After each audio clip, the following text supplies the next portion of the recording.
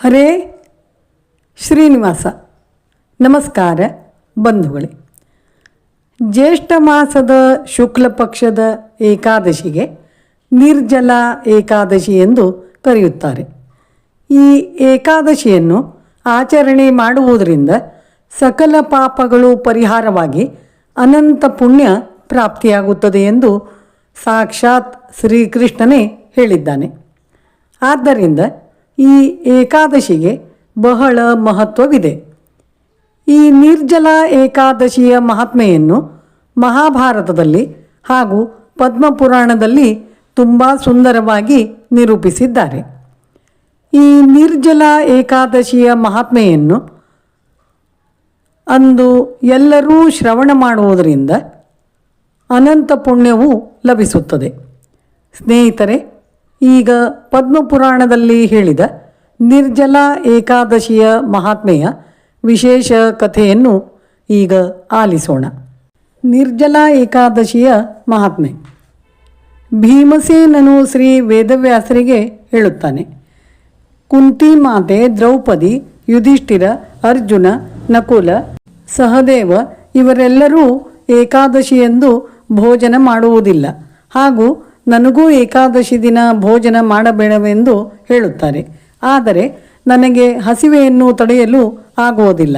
ಆದ್ದರಿಂದ ನಾನು ಅವರಿಗೆ ಹೇಳುತ್ತೇನೆ, ನಾನು ವ್ರತ ಮಾಡುತ್ತೇನೆ, ಶ್ರೀಹರಿಯ ಪೂಜೆ ಮಾಡುತ್ತೇನೆ, ಆದರೆ ತನಗೆ ಹಸಿವೆ ತಡೆಯಲು ಆಗುವುದಿಲ್ಲ. ಆದ್ದರಿಂದ ಏಕಾದಶಿ ಹೊರತಾಗಿ ಯಾವ ವ್ರತ ಮಾಡುವುದರಿಂದ ಏಕಾದಶಿ ಫಲ ನನಗೆ ಸಿಗುತ್ತದೆ ಹೇಳಿ ಎಂದು ವ್ಯಾಸರಲ್ಲಿ ಕೇಳಿದಾಗ ವ್ಯಾಸರು, ಭೀಮಸೇನ, ನಿನಗೆ ನರಕದ ಭಯ, ಸ್ವರ್ಗದ ಇಚ್ಛೆ ಇದ್ದರೆ ನೀನು ಪ್ರತಿ ಶುಕ್ಲ ಪಕ್ಷ ಹಾಗೂ ಕೃಷ್ಣ ಪಕ್ಷದಲ್ಲಿ ಬರುವ ಏಕಾದಶಿ ದಿವಸ ಊಟ ಮಾಡಬೇಡ ಎಂದು ಹೇಳಿದಾಗ ಭೀಮಸೇನನು ವ್ಯಾಸರಿಗೆ ಹೇಳುತ್ತಾನೆ, ನನಗೆ ಉಪವಾಸವಿರಲು ಸಾಧ್ಯವಾಗುವುದಿಲ್ಲ. ಏಕೆಂದರೆ ನನ್ನ ಹೊಟ್ಟೆಯಲ್ಲಿ ಬಕನೆಂಬ ಅಗ್ನಿಯು ಯಾವತ್ತೂ ಪ್ರಜ್ವಲಿತನಾಗಿ ಇರುತ್ತಾನೆ. ನಾನು ಬಹಳಷ್ಟು ಊಟ ಮಾಡಿದರೆ ಅವನು ಸ್ವಲ್ಪ ಹೊತ್ತು ಶಾಂತನಾಗಿರುತ್ತಾನೆ. ನಾನು ಒಂದು ವರ್ಷದಲ್ಲಿ ಒಂದೇ ದಿವಸ ಉಪವಾಸ ಹೇಗಾದರೂ ಮಾಡಬಹುದು. ಆದ್ದರಿಂದ ಒಂದೇ ಉಪವಾಸ ಮಾಡುವುದರಿಂದ ಎಲ್ಲ ಏಕಾದಶಿ ಉಪವಾಸ ಮಾಡಿದ ಫಲ ಸಿಗುವಂತಹ ವ್ರತವನ್ನು ಹೇಳಿರಿ ಅಂದಾಗ ವ್ಯಾಸರು ಭೀಮಸೇನನಿಗೆ ಹೇಳುತ್ತಾರೆ, ಕಲಿಯುಗದಲ್ಲಿ ಮನುಷ್ಯರಿಗೆ ಕಠಿಣವಾದ ನೇಮ ಧರ್ಮಗಳನ್ನು ಮಾಡಲು ಶಕ್ಯವಾಗುವುದಿಲ್ಲ. ಕಡಿಮೆ ಖರ್ಚಿನಲ್ಲಿ ಮಹಾಫಲವನ್ನು ಕೊಡುವಂಥ ಪುರಾಣದಲ್ಲಿ ಹೇಳಿದ ಸಾರವನ್ನು ನಿನಗೆ ಹೇಳುತ್ತೇನೆ ಕೇಳು ಎಂದು ವ್ಯಾಸರು ಭೀಮಸೇನನಿಗೆ ಹೇಳುತ್ತಾರೆ. ಶುಕ್ಲ ಪಕ್ಷ ಹಾಗೂ ಕೃಷ್ಣ ಪಕ್ಷದ ಏಕಾದಶಿ ದಿನ ಭೋಜನವನ್ನು ಮಾಡಬಾರದು. ಅಂದು ಉಪವಾಸ ಮಾಡಿದವನು ಎಂದಿಗೂ ನರಕಕ್ಕೆ ಹೋಗುವುದಿಲ್ಲ. ಆದರೆ ಅಂದು ಭೋಜನ ಮಾಡಿದವರು ದುರ್ಗತಿಯನ್ನು ಹೊಂದುತ್ತಾರೆ.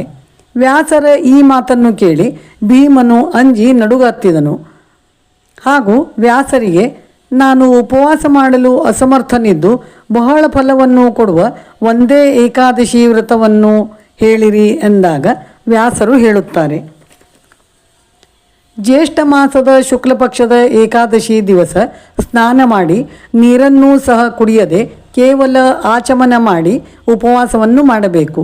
ಈ ವ್ರತವನ್ನು ಏಕಾದಶಿ ಸೂರ್ಯೋದಯದಿಂದ ದ್ವಾದಶಿ ಸೂರ್ಯೋದಯದವರೆಗೆ ಉಪವಾಸವನ್ನು ಮಾಡಬೇಕು. ಅಂದು ವಿಷ್ಣುವಿನ ಧ್ಯಾನ ಜಪಗಳಲ್ಲಿ ಕಾಲವನ್ನು ಕಳೆದು ವ್ರತ ಮಾಡುವುದರಿಂದ 12 ಏಕಾದಶಿ ಮಾಡಿದ ಫಲವು ಸಿಗುತ್ತದೆ. ದ್ವಾದಶಿ ದಿನ ಬೆಳಿಗ್ಗೆ ಎದ್ದು ಸ್ನಾನ ಮಾಡಿ ಬ್ರಾಹ್ಮಣರಿಗೆ ವಿಧಿಪೂರ್ವಕವಾಗಿ ಜಲದಾನ ಅಥವಾ ಸುವರ್ಣದಾನವನ್ನು ಮಾಡಿ ನಿತ್ಯದ ಕರ್ಮಗಳನ್ನೆಲ್ಲ ಮುಗಿಸಿ ನಂತರ ಬ್ರಾಹ್ಮಣರ ಸಹಿತವಾಗಿ ಭೋಜನವನ್ನು ಮಾಡಬೇಕು. ಈ ಪ್ರಕಾರ ವ್ರತವನ್ನು ಮಾಡುವುದರಿಂದ ಒಂದು ವರ್ಷದಲ್ಲಿ ಬರುವ ಎಲ್ಲ ಏಕಾದಶಿಯ ಪುಣ್ಯದ ಫಲವು ಈ ನಿರ್ಜಲ ಏಕಾದಶಿ ಮಾಡುವುದರಿಂದ ದೊರೆಯುತ್ತದೆ. ಇದರಲ್ಲಿ ಸಂಶಯವಿಲ್ಲ. ಈ ವ್ರತವನ್ನು ಶಂಖಚಕ್ರ ಗದಾಧಾರಿಯಾದ ಶ್ರೀ ಮಹಾವಿಷ್ಣುವೇ ಹೇಳಿದ್ದಾನೆ. ಆ ದಿನ ಆಚಮನದ ಹೊರತಾಗಿ ಒಂದು ಹನಿ ನೀರನ್ನು ಸಹ ಕುಡಿಯಬಾರದು. ದ್ವಾದಶಿ ದಿನ ವಿಷ್ಣು ಪೂಜೆಯನ್ನು ಗಂಧ, ಪುಷ್ಪ, ಧೂಪ, ದೀಪಗಳಿಂದ ವಸ್ತ್ರಾಲಂಕಾರಗಳಿಂದ ಮಾಡಿ ಜಲಕುಂಭವನ್ನು ಈ ಮಂತ್ರವನ್ನು ಪಠಿಸಿ ದಾನವನ್ನು ಕೊಡಬೇಕು. ಮಂತ್ರ: ದೇವದೇವ ಋಷಿಕೇಶ ಸಂಸಾರಾರ್ಣವ ತಾರಕಂ ಉದಕುಂಭ ಪ್ರಧಾನೇನ ನಯ ಮಾಂ ಪರಮಾಂ ಗತಿಂ. ಈ ಮಂತ್ರವನ್ನು ಹೇಳಿ ದಾನವನ್ನು ಕೊಡಬೇಕು. ಇದರಿಂದ ಸರ್ವ ತೀರ್ಥಗಳ ಹಾಗೂ ಸರ್ವ ದಾನಗಳನ್ನು ಮಾಡಿದ ಪುಣ್ಯವು ಈ ನಿರ್ಜಲ ವ್ರತ ಏಕಾದಶಿ ಮಾಡುವುದರಿಂದ ದೊರೆಯುತ್ತದೆ. ಹಾಗೂ ಈ ಏಕಾದಶಿಯಂದು ಉಪವಾಸ ಮಾಡುವವರಿಗೆ ಯಮದೂತರು ಸಹ ಮುಟ್ಟುವುದಿಲ್ಲ. ಅವರ ಅಂತ್ಯಕಾಲದಲ್ಲಿ ಪೀತಾಂಬರಧಾರಿಯಾದ ಶಂಖಚಕ್ರಗಳನ್ನು ಧರಿಸಿದ ವಿಷ್ಣು ದೂತರು ವಿಷ್ಣು ಲೋಕಕ್ಕೆ ಅವರನ್ನು ಕರೆದೊಯ್ಯುತ್ತಾರೆ. ಅಂಥ ಮನುಷ್ಯನು ಎಲ್ಲ ಪಾಪಗಳಿಂದ ಮುಕ್ತನಾಗಿ ಪರಮಗತಿಯನ್ನು ಹೊಂದುತ್ತಾನೆ. ಹೇ ಜನಮೇಜಯ ರಾಜನೇ, ವ್ಯಾಸರ ಈ ಮಾತು ಕೇಳಿ ಪಾಂಡವರೆಲ್ಲರೂ ಈ ಏಕಾದಶಿಯನ್ನು ವಿಧಿಪೂರ್ವಕವಾಗಿ ಆಚರಿಸಿದರು. ಅಂದಿನಿಂದ ಭೀಮಸೇನನು ಈ ವ್ರತವನ್ನು ಪಾಲಿಸಿದನು. ಆದ್ದರಿಂದ ಈ ಏಕಾದಶಿಗೆ ನಿರ್ಜಲ ಏಕಾದಶಿ ಅಥವಾ ಪಾಂಡವ ಏಕಾದಶಿ ಅಥವಾ ಭೀಮಸೇನ ಏಕಾದಶಿ ಎಂದು ಲೋಕದಲ್ಲಿ ಪ್ರಸಿದ್ಧಿಯಾಯಿತು. ಈ ಏಕಾದಶಿ ದಿನ ಸ್ನಾನ ಜಪ ತಪಾದಿಗಳನ್ನು ಮಾಡಿದವರ ಪುಣ್ಯವು ಎಂದಿಗೂ ನಷ್ಟವಾಗುವುದಿಲ್ಲ ಎಂದು ಶ್ರೀಕೃಷ್ಣನೇ ಹೇಳಿದ್ದಾನೆ. ಆದ್ದರಿಂದ ನಿರ್ಜಲ ಏಕಾದಶಿಯನ್ನು ಭಕ್ತಿಯಿಂದ ಮಾಡಿದವರಿಗೆ ವೈಷ್ಣವ ಪದವಿಯು ಪ್ರಾಪ್ತಿಯಾಗುತ್ತದೆ.